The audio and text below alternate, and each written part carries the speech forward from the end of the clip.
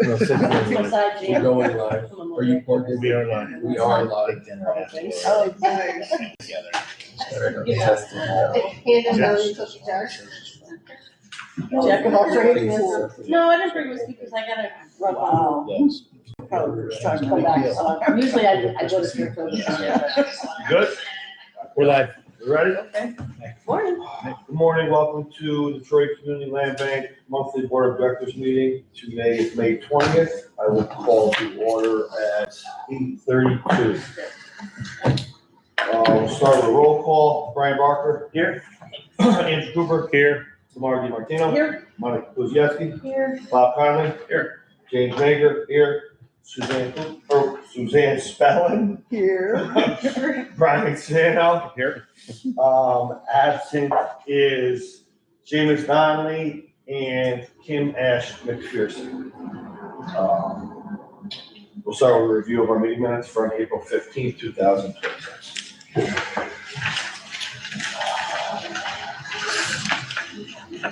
Motion to approve minutes? Second. Any discussion? All in favor? Aye. Any opposed? Minutes pass. That'll move us right into our financial report. All right, we'll start with the balance sheet, which is the first page. I sent everybody these reports on the 4th. I should start by saying that Desmond's taken over as of May 1st. He was onboarded and he's ready to rock and roll with that. We have about $577,000 in our bank accounts. We still have prepaid insurance. Obviously, we pay, and every month we deduct our amount. We pay about $70,000 a year in insurance, so it's a good number there. The $8,000 at the Center for Community Progress. I had a conversation with them to try to figure out what to do with the $8,000. They're already under the assumption that they're going to provide services, and they don't really want to give a refund. And so I asked them if they'd help us with the repair program, and I haven't heard back from them. So that's that. What other services do they provide?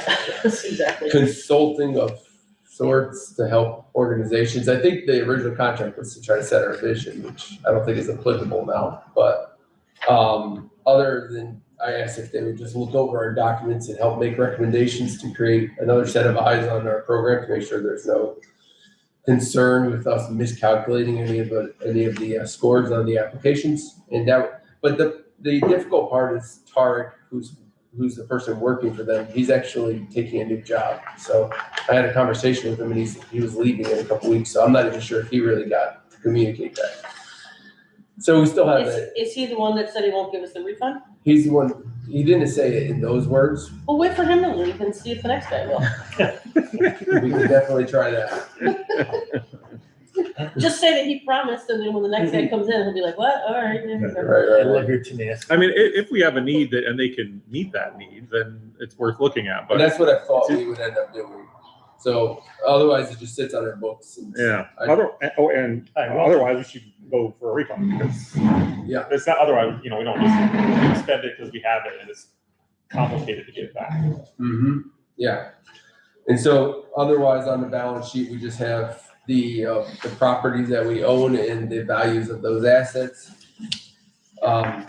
Similar to last month, we just have a couple items that we're depreciating, and we're keeping in 71834 River Street. And our total for our assets is almost just under $2 million. There's some accounts payable related to our sprinkler system and our electric here, which those checks have been cashed. They were written, but they didn't cash them before the end of the month. So it's down as accounts payable plus our credit card, which the statement's provided. We had the lady who moved in upstairs prepay 5 months rent, so we have $7,500 on the prepaid rent bucket.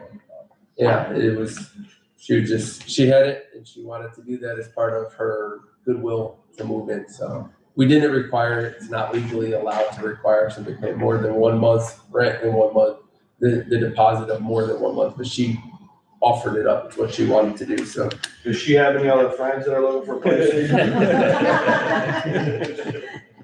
right. She's been great.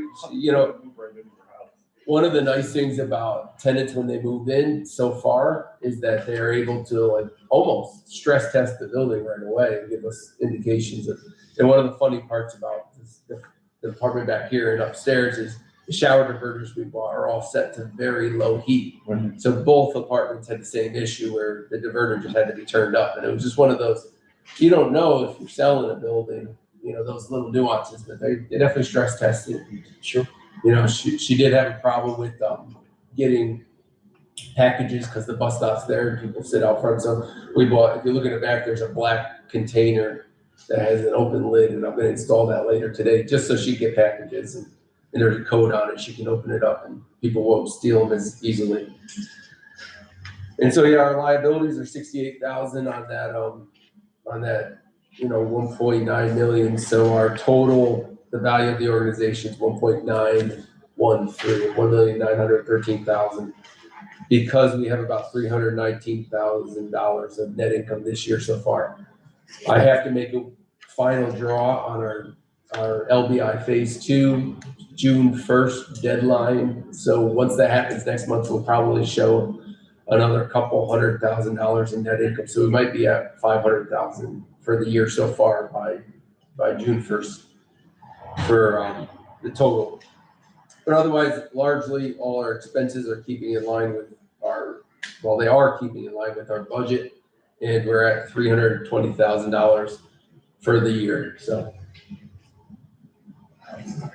And then, of course, I have the bank statements. I printed them out this time. I don't know why I did that, because usually I don't, I just do that, but last night I just printed them all out. And they're there, and I'm open for questions, of course, like always. You don't post these, right? No, Okay, because the account numbers on the checks. yeah. No, it's just for you guys. On the copies of the checks, the account numbers and the routing number. Yeah.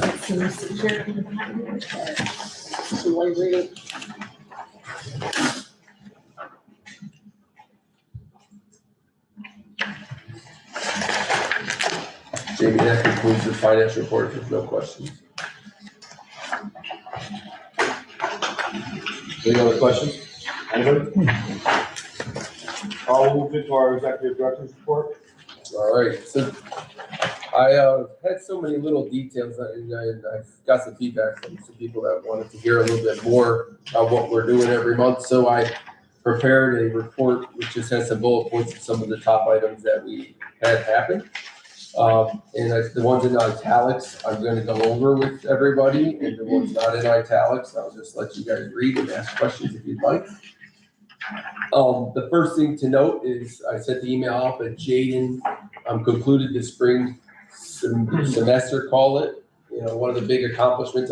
I invited him to come today, but he moved to New York City, and he went down there to try to chase a degree or a job in architecture. So he hasn't gotten one yet. So I've hooked him up with a couple of people I know down there doing architectural work, and was trying to figure out what the environment is like.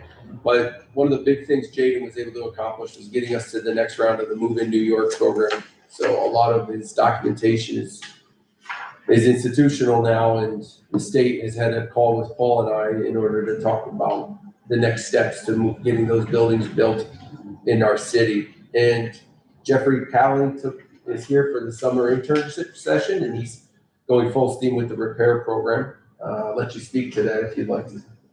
Yeah, it's really quick. I was brought on board and then it was immediately right to work. It's kind of a very fast-moving environment, and I appreciate that a lot. I'm getting to know a lot of kind of like local people in and around Troy, their needs, and I'm looking forward to serving them best. I've made more phone calls in the past couple of days than I have in the last couple of months combined.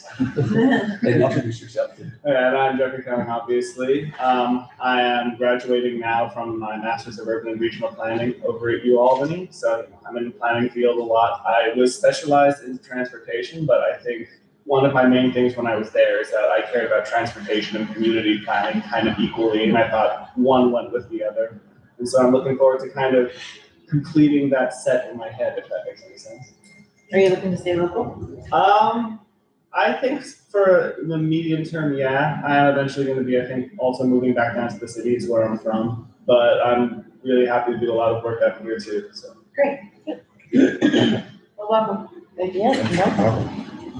So I discussed earlier that we met with Tarek for the Center for Community Progress, and he proposed possibly helping us with that program, but the conversation is up there, so I'll have to reach back out. We signed our 4th lease. I discussed upstairs, she prepaid 5 months of rent, which is great. And so now we have recurring revenue of $5,480 a month.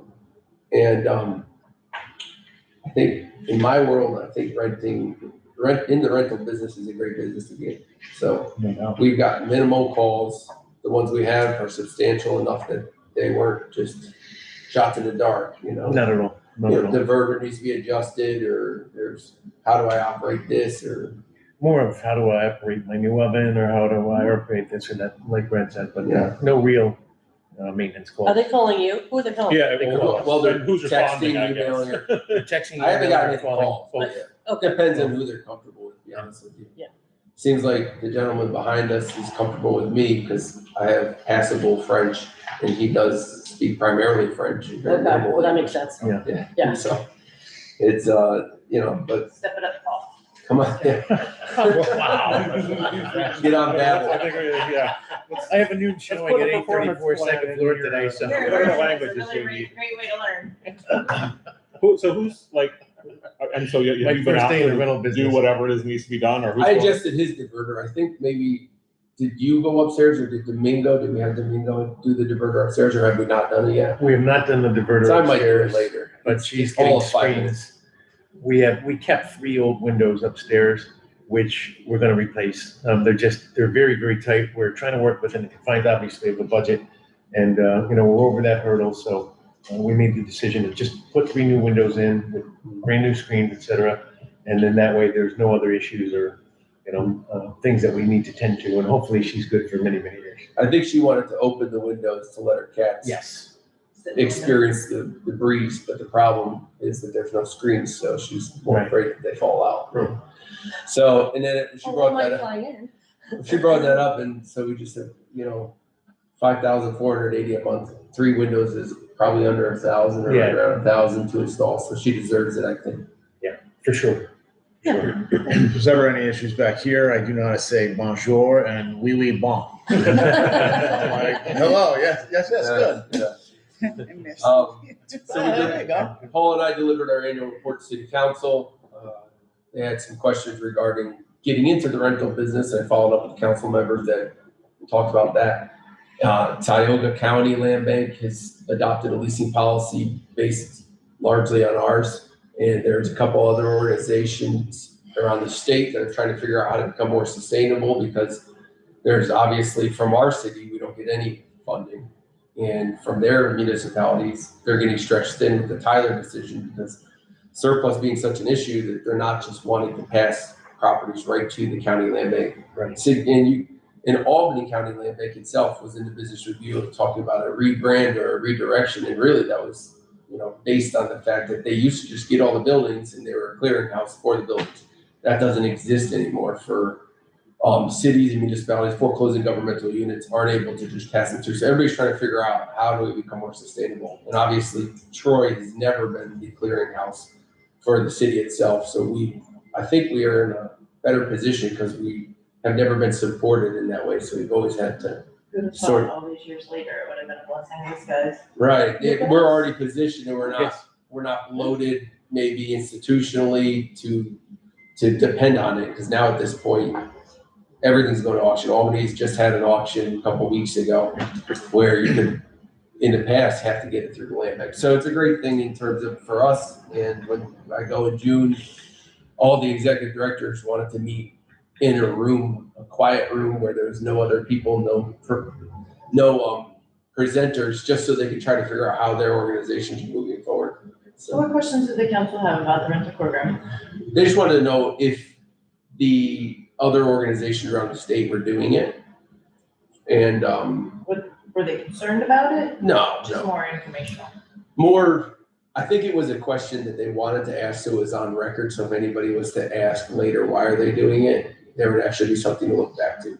We're one of very few land banks that have any rental property. We're the first Are we in the first? Tioga County. Well, Syracuse had them as holdovers when they would Right, get the right. buildings. Yeah, that's foreclosed, different. or people would still live there.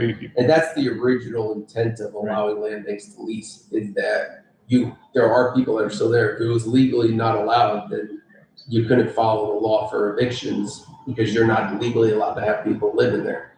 So they created that initially, but I think it also allows for sustainability. Well, and originally that was the goal too, is to have a little bit of hybrid thing with it now. Yeah, well, Original it helps us cover Right. obviously administrative costs, throughout the year. Yeah, and also have a presence. One of the blessings is when you have a presence in the community, or you have eyes on the community, and you're more intentional, or you're able to do things like immediately install a fence in the sidewalk because you know about it. If we were to sell these buildings, there's a chance that when things go wrong, that person just bleeds the building dry and not do the upgrades that are necessary. We have no incentive but to make the properties the best they can be. Sure. As long as we don't lose all of our funding entirely to do it. We don't want to spend too much money on a building, but at the same time, if there's a fix that needs to be made, we can do it right away. We have no incentive not to.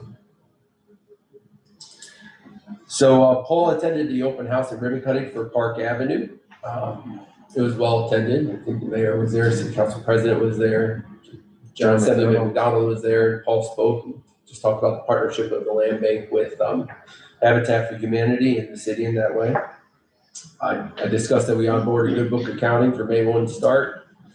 Real quickly, I was going to show the pictures of both. This is 332 9th Street, Lance's hauling. I'm going to go quick through it, but these are all just the debris, the stuff that was left over from the property that we got from a trip. This is the brick one? Yep, yes, this is the one with the brick and missing the sides. And so this is all the before pictures. Lance's hauling was the lowest bidder. I think we got 3 bids. Lance was 5,900. 5,900. Then we got 7,500 and somebody else is a little higher. Somebody else was like 9,000. That's Paul at Park Avenue. That's not the after picture. There's the after pictures. Wow. Yeah, so obviously there's Paul speaking. It looks like they got a lot of light behind you. Either the sun's doing good or they touched up the photo for you. But yeah, so he broom swept the whole place. We're ready. This is the hole where the brick is blown out here. The Kool-Aid man came out the side of the building, so hole to floor. So in our spec, we spec'd out the brick guy, which is Dom Construction, would do the clean out of this area, and he used to brick it up. And then now that we're clean, we can have our architect design how the joists need to be supported and potentially have an engineer come in. But before, if you saw the before pictures, it was full of stuff, so it's hard to see what was what. Clean basement. Yeah, there's the basement's all cleaned up, so. Brad, what did Lance charge us? 59. 5,900, I believe, 59 and maybe a little change. He was And we there, also did he was there 3 days. a clean out of the rest of the yard at 32 Glen Avenue. This is the building where we did the foundation, and we're getting ready to do a complete renovation there. There was a huge stump here they had wrestled with and got it out. There's a lot of debris and stuff. You can see there's the crew removing that big stump. And that's the debris they found in the yard. So he just took a picture of that for me.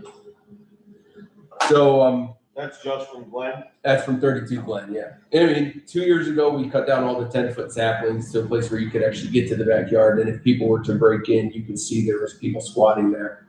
But that didn't solve the problem of like the big stump out front or the stuff around the shed. And so he was able to get it more detailed. It's hard to, there was also the neighbor behind on Park Avenue. Glen and Park are parallel. The neighbor on Park dumped a bunch of debris into our backyard through the fence. They did their clean out by way of just dumping it in there.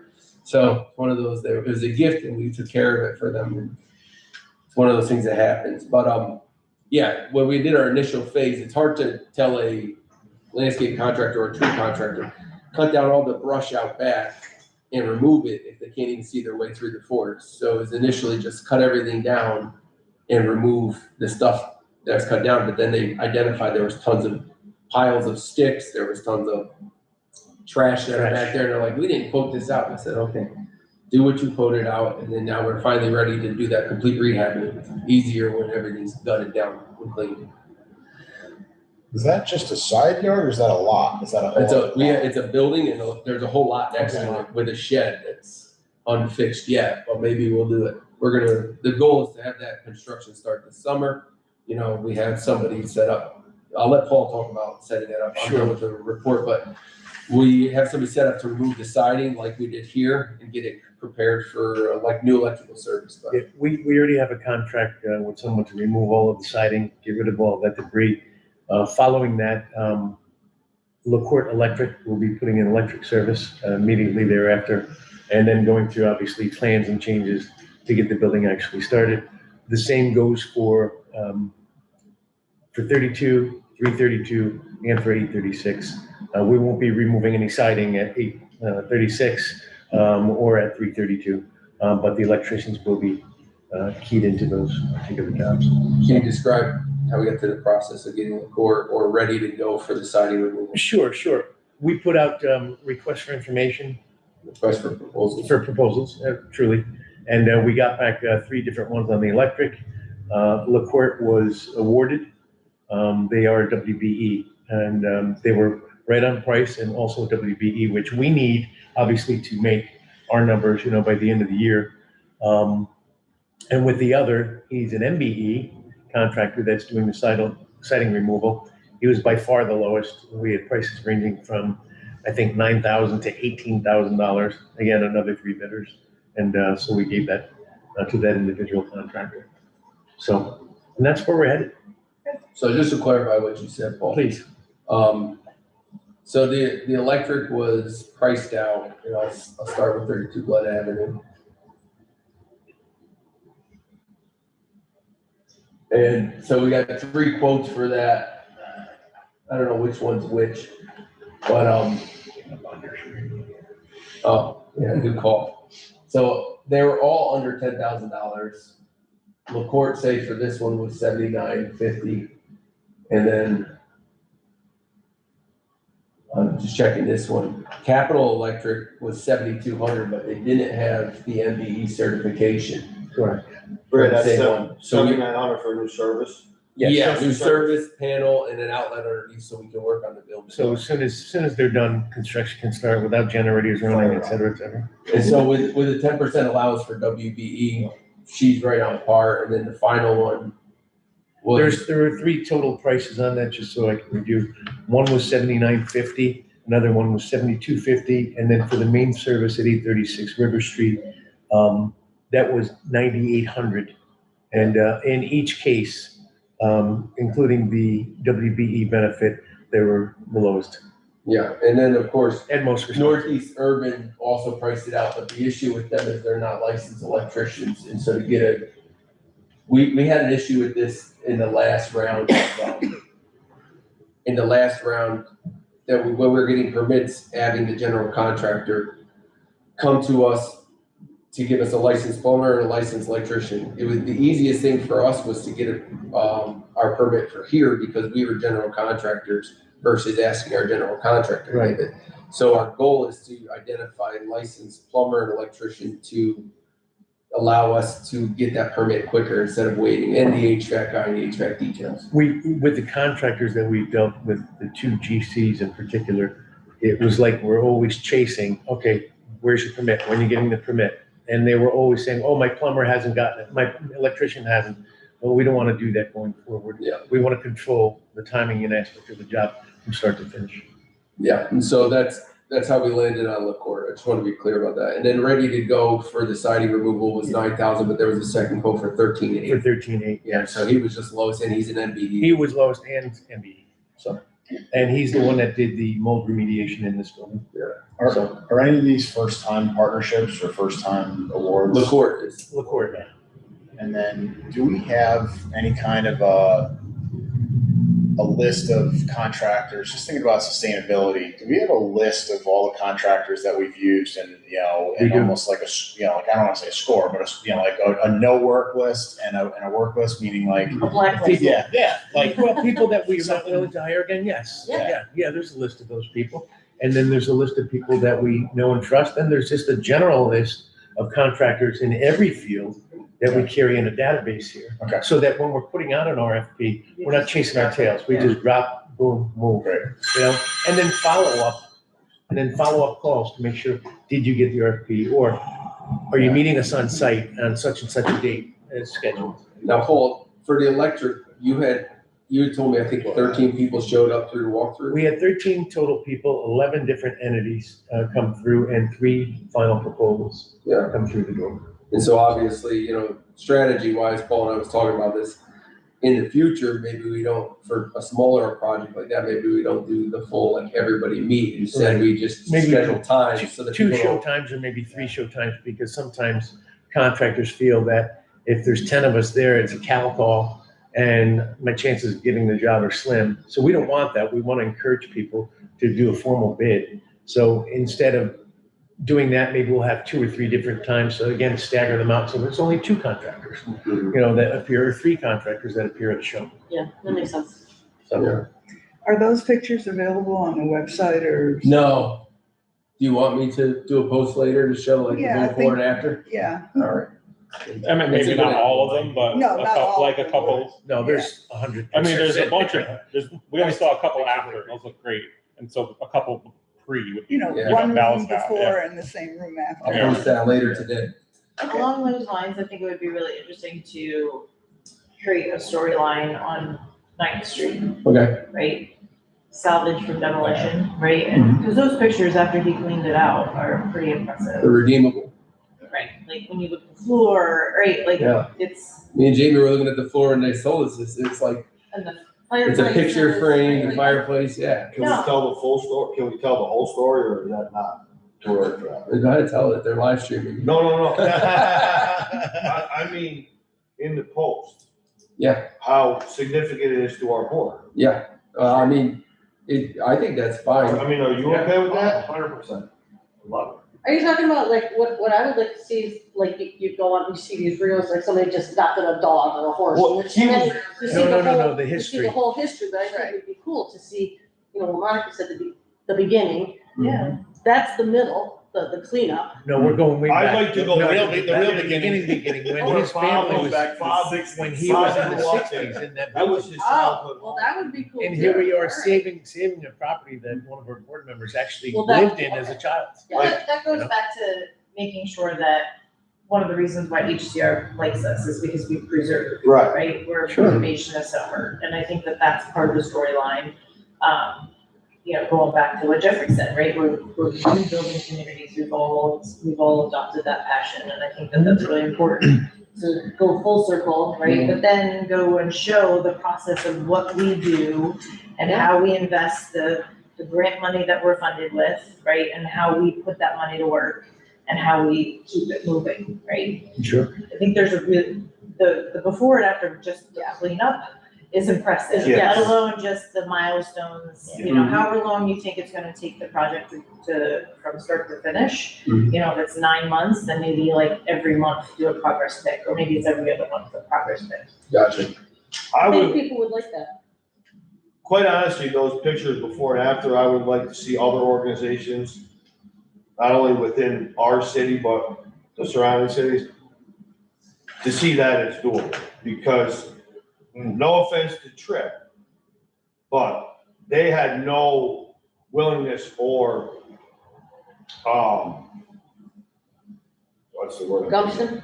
They wanted nothing to do with renovating the place, because they thought it was too far gone, there was a little bit of vision But on I our think it part. also starts that conversation of people leaning on other group, whether it's organizations that own things or individuals that own stuff. Like, people have owned, and I don't have enough fingers, right? We can count the number of people who own vacant houses that have let them sit and let them rot in very prominent locations in our city.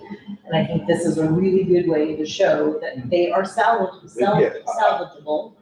True. If they're in the right hands of who can take them on. I also think some people think that if they saw that They just don't think it's they really don't think it's possible. I get where you're going, Jamie, and it's like, that's terrible, just knock it down, and, you know what? Or just let it sit and continue to deteriorate. I had that attitude 25 years ago. Now I see, okay, this is not crazy. It's not an No, it overreach takes a to little take a bit. building like this. It There's a takes some reason why vision. that building is still standing after all these That's years. Right, right. It, you It know, was built Good bones. well built. well built, way better than what we got now. Anything that was built in the early 1890s via brick, I mean, honestly, there's no reason we can't see it. And if we're doing it at sort of like an environmental thing too, any building standing now is far better for like a sustainability standpoint than a new build, anything. Sure, Yeah, Absolutely. costs way less energy to And rebuild, keeps Yeah, it and out it's of usually the- rebuild and build a new one. It's usually, it's brick or it's really thick wood or whatever. But, thank you. Okay. We'll do those posts. Now, of course, just to go back to, we're gonna have a grand opening for here, June 13th. If it's not raining, if it's raining, we'll go the next day. And Jeffrey talked about the repair program a little bit, but we launched it. It's online. People have applied. We haven't been overwhelmed yet, so that's good. But at the same time, we plan to close out the first round June 5th, I believe. And the goal is to be able to have a week to make sure we have all of those applications scored so that we can bring it to the executive committee meeting on a Friday before our regular meeting. And then allow you guys to vote to decide if the scores that the people have will move forward to awarding these grants to people. The facade program is largely wrapped up. I think this week or the beginning of next week, we have to install the windows. And Yeah, we dismissed the previous contractor. Delta, so Delta, we probably won't use it for windows. yeah, so. Add to the list. And we used one of our local contractors. We ordered the windows directly from Richard Supply here in Albany. And our local contractor will have them done before the end of the month, likely the end of next week. And not likely, for sure, the end of next week. And then that way we will make our deadline to June 1st so that we're not coming up with the funds for completion on our own. And then any other items the board wants clarity on, we're here, but otherwise you guys got a couple resolutions. Anything else?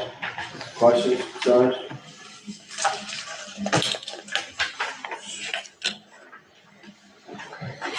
We'll move right into resolution 26-9. It's the authorization of executive director to accept a donation of 415 Second Street, which is a lot down South Troy, south of the corner of Jackson Street, correct, Fred?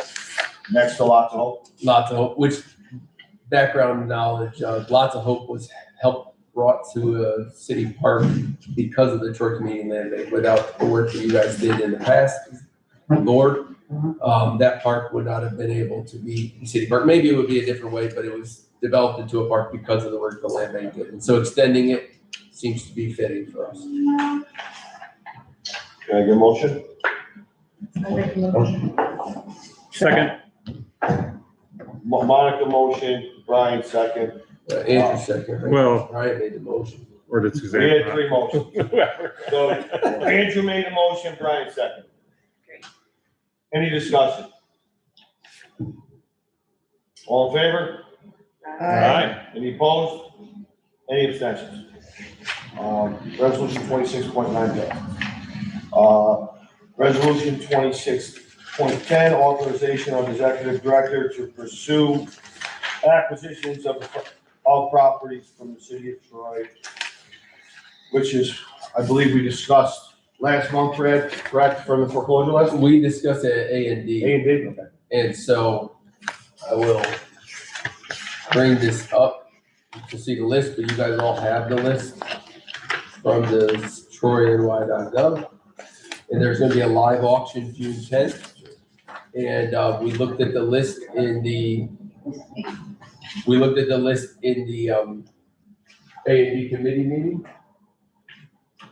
And there's 6 commercial properties that I don't think we're interested in because we're not a commercial organization, although we have our one commercial spot here. We are focused on residential and housing, and there are 10 parcels. The A&D committee looked them over, and I believe you guys made a recommendation to pursue 6, 7, 8, and 9, and not pursue the other 6. Is that correct? Correct. And so the resolution that I emailed out to you guys explicitly states that, just so that in case one of the board members or other people are interested in any of those parcels, they at least have what the land bank's interested in and not interested in, So we're only doing the buildings, except for Manor. except for number 10. Let's go Except to for number 10. Manor's a great site. It's probably a $400,000 building when it's all done, and or more. My house on Dunham Street just sold for $390,000. I'm proud of that. I know, that's crazy. Isn't that? I set the crazy. record twice in Hillsview Heights with that house, so just saying. He's like, Just saying. No, I'm proud of that one. But Manor is a little bit better, and so I think it's a $400,000 house. I think the A&D committee, Jimmy, you speak to this, but you guys were happy to let the private market. do it. Yeah, it's in the neighborhood, it's in the back of Hillsview Heights, it should be in, an owner occupied person could go in there very easily and turn that into a home for a family. So, the vacant land that we were working on with HCR, have we purchased that or no? No, So the city's just hold, do we have a strong enough partnership in this program that if the HCR decides to pull the trigger on this, we have the ability to purchase those at any the time? HCR has decided to pull the trigger on it. We're moved into a conditional improvement right now. Is improvement a word? Approval, sorry. So at Thank what point in time do we have to have the parcels? Do we have to have the parcels? It would be great to have them now, because if we could get all our landscaping done now, we don't have to worry about the endangered bats when we go through the process of that. And then we can do subdivisions now if we had it, but we don't have them. The city ordered appraisals. And because now they have the appraisals, it could be on the next council meeting. There's a May 21st finance and regular. It's possible for them to put it on there to transfer it over to us. So our applications are in. Yes. And our deposits are in. We're just waiting for the council. Well, there's no application with that one.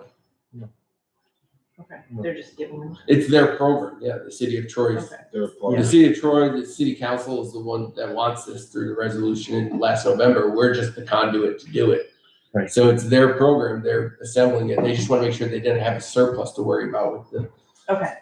with the vacant land, which at the None Haskell of School. these vacant parcels are applicable. Well, so Old Six is 25 feet wide, and so is Lincoln, and Cobblestone is on an aggressive hill. The only one that would be potential is 80 Campbell Avenue, if possible. Is 80 Campbell the hoarder house? That one caught on fire. It was Victoria that caught on fire across from Inferno. Caught on fire Yeah. across from Inferno? Yeah, the one with all the animals. The irony. No, that was down the street. That was up the street. Excuse me. The hoarder house was up the street from there. Are you talking about all the animals?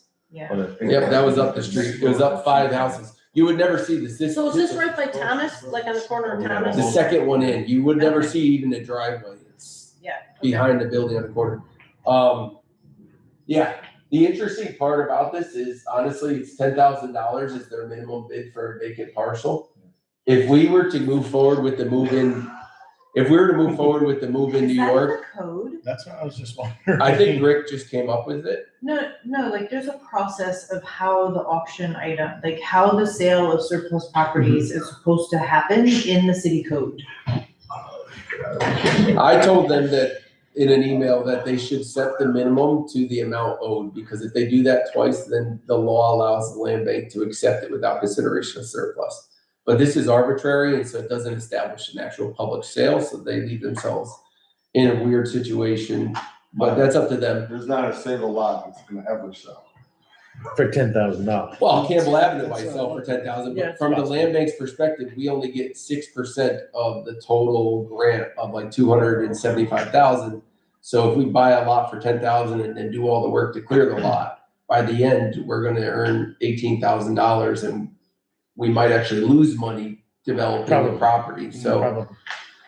it's one of those, let the private market handle it, I guess was my perspective, but again, it goes to the A&D recommendation, so you guys on the committee can speak to that. So this is just so the terms and conditions of the sale is for any property, not just for us, Correct. Correct. right? And if I went, We're going to this auction as a regular person. okay, We don't have privilege on this. So that's what I was wondering was, a while back, we had talked about the possibility of, and I'm gonna use the word preferential treatment, but a So certain there's a- partnership to be prioritized for the work that we do. well, and I think this new law throws a wrench in the original thing. And I don't know, so when we modified the code when I was there, we modified the code to, in this whole thing, right? Jim Gully was at the table, we all did it. And the pieces that we were doing is that back then, before this new, what's Taylor law? Tyler law, was that the city could use the LDC and the land bank to help convey property. They could convey them, like no charge, just convey the And property. you may see that with the Crossmont program, that's The possible. move in New York. Yeah, the move Right. in New York. Right, and Right. the LDC was gonna be the commercial branch, and then the land bank was gonna be the residential branch. And then we would still participate in the public sale, right, like normal, like everybody else would. But they had the ability to transfer it at no charge. So this Prior is, to auction. and that's actually in the code. So I don't know if they've modified the code since the Tyler law transferred. So I don't, I'd have to take a look at the code to see if it's been changed. So we're saying, like, we don't know if that's still an option, Correct. and that's pre-auction. So before the city determines whether or not a property would go to auction, prior to this law, we were still unknown, they would have the right to transfer it to an organization like us with the focus on the work that we do and free and I clear. believe they still have that, right? It seems like that's in conflict with the intent of the Tyler law, though, which Yeah, is to it's the decision basically. provide fair value to the, Right, is prior meant owner. to, if someone technically had equity, even though they owed tax, like Right. back taxes. I'd be If they sold it curious to for know which 20,000 ones- and there was only 10,000 in tax, if it's within a They 3-year period of technically time, would they would be responsible to refund the $10,000 So to the that's, former owner. So anything over 3 years would not be applicable? But that never comes into play if it's a transfer to us. So if it's over 3 years, is the Tyler law applicable? Probably not. probably not. So the No. city doesn't foreclose on anything officially until Till 3 after years. 3 years. If they held it for 3 years, they Right. wouldn't have an issue no matter what. No, it's After literally, three. that's all we've ever done.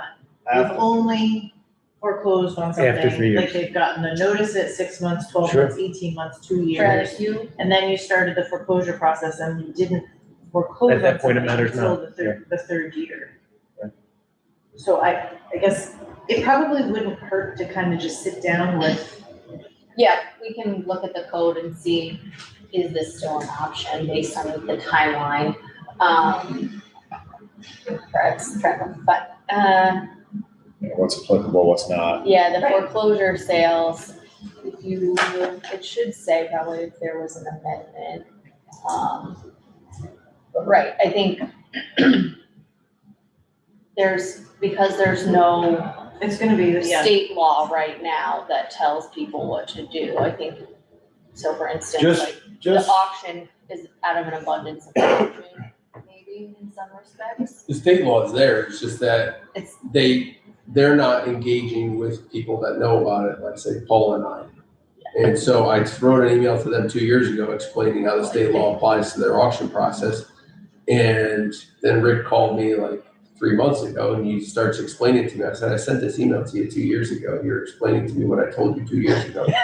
And we haven't had an auction since then. So right, the issue is that, obviously Paul and I have been to a couple conferences at this point where they literally just talk about the law over and over and over again. And so Rick's probably dealing with everything else in the city except the auction because they haven't had one. And so he's probably half-heartedly or just half attention, maybe not half-hearted is the wrong word, but the attention's not there to that specific issue because there's so much going on otherwise. Brad and I spent 3 hours in a room with the attorney for the New York State Land Bank Association on this exact subject. But again, say Last it's, year. say it's a private owner, who wants to buy the house on Manor Boulevard. If it's after 3 years, if that title law is not applicable, then that actually helps the new property owner buy that property. I don't think it's the property owner, it's the problem, the liability rests in the Liability city. risk in the city. But hopefully I'm not gonna Right, put but my if they foot in my don't- mouth. But wait, but if they don't have, if it's been past 3 years, the city doesn't necessarily owe the person. Or the that prior tax. owner anything. After Right. 3 years, time's up. All right, so They, then, they, hold they on. need to make a claim. The So prior with owner all needs to that make a being claim. said, let's go back to Brian's question about if there can be a direct transfer. And hopefully I'm not putting my foot in my mouth after asking this question, but Mayor Boulevard, okay? Let's say they have over 3 years, let's say the taxes are $5,000 a year, so they owe the city $15,000 in taxes, right? If the city sells the property for $15,000, there's nothing goes into escrow, correct? No, It's because No. what kind of sale was it? This, we're only going off If this. it was the auction like this, Yeah, we're only going off this. they're saying the minimum's 25, so Right, I'm just using the number for, pretend the minimum's 15 and it went for 15. pretend there's no minimums because this, I don't think this is legal, first of all. So let's just say it's an open bid. But opening bid has to be $100 like it was back in the Harry days, right? So if that's the case and it went for 15, somebody could bring sort of like a proceeding to say, this auction was happening in the middle of the day, it didn't allow everybody participation, and they could challenge it. Even the prior owner could challenge that. It wasn't done in a way where it included enough people, so it doesn't actually establish value, so they could get an appraisal to figure out the true value. Okay. And then the difference between the true value and what was owed is what the city has to set aside with the court. And then if they claim that money within 3 years, the money goes back to I them. may be mistaken, but prior to sale, I think it's incumbent upon the municipality to have some form of appraisal done. Okay, so that's where And you I'm going can, to Michelle, you next. can check. Because that we out. don't, Yeah. we But I'm don't pretty- care I'm about the pretty sure. Manor Boulevard, we care about the vacant lots. Now, a vacant lot that's been demoed, okay? Let's say the taxes are $150 a year. City doesn't come in, Old Six, I know that property all too well, because it was mine. Taxes are $150 a year, right? Now the city's owed $450. Why can't they transfer that property to the land bank for $1?